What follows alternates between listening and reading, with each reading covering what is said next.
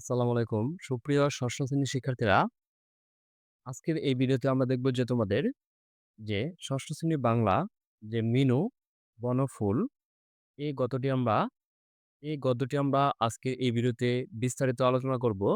চলো প্রথমে আমরা এই গদ্যটি ভালো করে আমরা পড়ে নেব। তারপর আমরা এই গদ্য থেকে তোমাদের কমন উপযোগী প্রশ্ন এবং অনুশীলনী প্রশ্নগুলো আমরা সমাধান করব। প্রথমেই দেখে নেই, দেখো যে মা মরা মেয়ে মিনু বাবা জন্মের আগেই মারা গেছে। মানে মা মরা মেয়ে মিনু তার বাবা জন্মের আগেই সে যে মারা গেছে। সে মানুষ হচ্ছে যে এক দূর সম্পর্কের পিসিমার বাড়িতে বয়স মাত্র ১০। সে মানুষ হচ্ছে যে এক দূর সম্পর্কের পিসিমার বাড়িতে। মিনুর বয়স মাত্র ১০। কিন্তু এ বয়সে সব রকম কাজ করতে পারে মিনু। সব রকম কাজই করতে পারে, যে করতে হয়। লোকে আবশ্য বলে যুগেন যে বসাক মহৎ লোক বলেই অনাথ যে বুবা মেয়েটাকে আশ্রয় দিয়েছেন। মহৎ হয়ে সুবিধাই হয়েছেন যুগেন বাসকে। যে পেট বাতাই এমন সর্বগুণান্বিতা যে ২৪ ঘন্টা চাকরানি পাওয়া শক্ত হতো, তার পক্ষে যে বুবা হওয়াতে আরো সুবিধা হয়েছে নীরবে কাজ করে। মিনু শুধু বোবা নয়, ঈষৎ কালাও। অনেকে চেঁচিয়ে চেঁচিয়ে বলে যে তবে শুনতে পাই। সব কথা শোনার দরকারও হয় না তার। ঠোঁট নাড়া আর মুখের ভাব দেখেই সব বুঝতে পারে। এছাড়া তার আর একটা ষষ্ঠ ইন্দ্রিয় আছে, যার সাহায্যে সে এমন সব জিনিস বুঝতে পারে, এমন সব জিনিস যে মনে মনে সৃষ্টি করে, সাধারণ বুদ্ধিতে যার মনে হয় না। মিনুর জগৎ চোখের জগৎ যে সৃষ্টির যে দৃষ্টির ভিতর দিয়েই সৃষ্টিকে গ্রহণ করেছে সে। শুধু গ্রহণ করেনি, নতুন রূপে নতুন রং আরোপ করছে তাতে। খুব ভরে ওঠে সে। কিন্তু মিনু খুব ভরে ওঠে। ভোর ৪টের সময় উঠেই দেখতে পাই যে পূর্ব আকাশে দপদপ করে জ্বলছে শুকতারা। পরিচিত বন্ধুকে দেখলে মুখে যেমন মৃদু হাসি ফুটে ওঠে, তেমনি হাসি ফুটে যে মিনুর মুখেও। মিনু মনে মনে যে বলে, সবই ঠিক সময়ে উঠেছে দেখেছি। বৈজ্ঞানিকের যে চোখে শুকতারা বিরাট বিশাল যে বাষ্পমণ্ডিত প্রকাণ্ড গ্রহ, কবির চোখে নিশা বসাবনের যে আলোকিত আলোকদূত। কিন্তু মিনুর চোখে সে সই। মিনুর বিশ্বাস সেও তার মতো কয়লা ভাঙতে উঠেছে ভোরবেলায়। মিনু ভাবতেছে সেও কি কয়লা ভাঙতে উঠেছে ভোরবেলায়। আকাশবাসী তার কোনো পিসিমশাইয়ের গৃহস্থলিতে উনুন ধাবাবার যে জন্য আকাশের পিসিমশাইও যে পিসিমশাইও হয়তো যে ডেলি প্যাসেঞ্জারি যে করে, যে তার নিজের পিসিমশাইয়ের মতো। মানে সেও বলতেছে যে আকাশের পিসিমশাইয়ের সাথে তার পিসিমশাইয়ের সাথে এরকম যে শুকতারার আশেপাশে কালো মেঘের টুকরো যখন দেখতে পায়, তখন ভাবে ওই কয়লা কি বিশ্রী যে ছড়িয়ে রেখেছে আজ। মানে সে বলতেছে সেও কয়লা ভাঙে, সে কয়লাগুলো কিভাবে বিশ্রীভাবে ছিটিয়ে ছিটিয়ে ফেলে এভাবে রেখে দিছে। যে বলে আর মুচকি মুচকি হাসে। তারপর নিজে যায় সে কয়লা ভাঙতে। তারপর সে ও নিজে যে কাজ করতে দেয়, কাজগুলো যে কয়লাগুলো ওর শত্রুর উপর হাতুড়ি চালিয়ে বাড়ি তৃপ্তি হয় ওর। মানে হাতুড়ি দিয়ে যে কয়লাগুলো ভাঙে আর তার তৃপ্তি হয়। হাতুড়িটার নাম রেখেছে গদাই। আর যে পাথরটার উপর রেখে কয়লা ভাঙা হয় তার নাম দিয়েছে শানু। শানের সঙ্গে মিল আছে বলে বোধ হয় যে কয়লা গাদার কাছে গিয়ে রুট সে ওদের মনে মনে ডাকে, ও গাদাই ও শানো উঠো, এবার রাত যে হয়ে গেছে। শুয়ে সে যে কয়লা ভাঙছে তোমরাও উঠো। কয়লা ভেঙে তারপর সে যে গুটের কাছে যায়, সে হচ্ছে গুটের কাছে। গুটে তার কাছে গুটে নয়, সেটা হচ্ছে তরকারি। উনুনের নাম হচ্ছে রাক্ষসী উনুন। রাক্ষসী কেরোসিন তেল দেওয়া গুটে তরকারি দিয়ে শত্রুদের মানে কয়লাদের খাবে। মানে সে এগুলোর নাম দিয়েছে। আঁশটা যখন যে ঘন ঘন করে দৌড়ে উঠে তখন ভারী আনন্দ হয় মিনুর। মানে আসলে যখন দৌড়ে ওঠে তখন বেশ আনন্দ হয় এই মিনুর। জ্বলন্ত কয়লাগুলোকে তার যে মনে হয় রক্তাক্ত মাংস, যে কয়লাগুলোকে তার মনে হয় যে রক্তাক্ত মাংস, আর আগুনের লাল আভাকে মনে হয় রাক্ষসীর তৃপ্তি। বিস্ফারিত নয়নে সে চেয়ে থাকে, তারপর ছুটে চলে যায় উঠোনে। মানে তারপর সে উঠোনে চলে যায়। আকাশের দিক চেয়ে দেখে যে উষার লাল আভা ফুটছে কিনা। উষার লাল আভা যেদিন ভালো করে ফুটে সেদিন সে ভাবে শুয়ের উনুনে চমৎকার আজ এসেছে।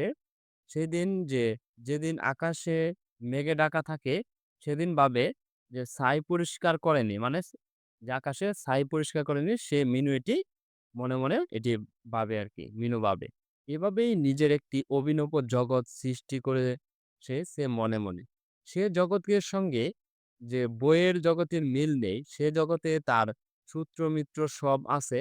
আগেই বলেছি কয়লা তার সূত্র, রান্নাঘরে বাসনগুলি সব তার সূত্র। তাদের নাম রেখেছে সে আলাদা আলাদা। যে গাঁটিটার নাম রেখেছে পুটি, যে ঘটিটা একদিন হাত থেকে পড়ে গিয়ে টুকরে গেল মিনুর সে কি কান্না। টুবড়ানো জায়গাটা রোজ হাত বুলিয়ে দেই। গেলাস চারটে, নাম হচ্ছে হাবু, হারু, বারু, তারু আর কারু। ৪টে গেলাসই একই রকম, কিন্তু মিনি চোখে তাদের পার্থক্যটা ধরা পড়ে। গ্লাসগুলোকে যখন মাঝে মাঝে ধুই তখন মনে হয় যেন সে ছোট্ট ছেলেদের স্নান করাচ্ছে। মানে আমরা যেটা গ্লাস বল হয় সেটাকে সে প্রতিদিন যাওয়া ধুই, তাকে মনে হয় যে এটি হচ্ছে গ্লাস নয়, এটি যেন যে ছোট্ট ছেলেদের স্নান করাচ্ছে এরকম আর কি। মেটসেবটা ওর সূত্র, ওয়াটার নাম দিয়েছে গপগপা। যে গপ গপ করে সব জিনিস পেটে পুরে নেয়। মাঝে মাঝে একদৃষ্টে চেয়ে যে মিট স্যাপের চকচকে তালাটার দিকে, আর মনে মনে বলে মা আমর মুখপোড়া, যে সব জিনিস পেটে পুরে বসে আছে। মিনু আর দৈনন্দিন কর্তব্য আছে। যখন অবসর পাই টুক করে চলে যায় ছাদে। ছাদে একটা বড় কাঁঠাল গাছ দেখা যায়। কাঁঠাল গাছের মাথার দিক থেকে একটা সরু শুকনো ডাল বেরিয়ে আছে। সেই ডালটার দিকে সংগ্রহ চেয়ে থেকে যে মিনু মনে হয় তার সমস্ত অন্তর যেন তার দৃষ্টিপথে বেরিয়ে আশ্রয় করেছে ওই ডালটাকে। আর এর কারণ আছে যে তার জন্মের পূর্বে তার বাবার মৃত্যু হয়েছিল। বাবাকে সে দেখেনি অনেকদিন আগে। সে মাসিমা তার কানের কাছে চিৎকার করে একটা বিস্ময়কর খবর বলেছিল, তার বাবা নাকি বিদেশে গেছে, অনেক দূর বিদেশ।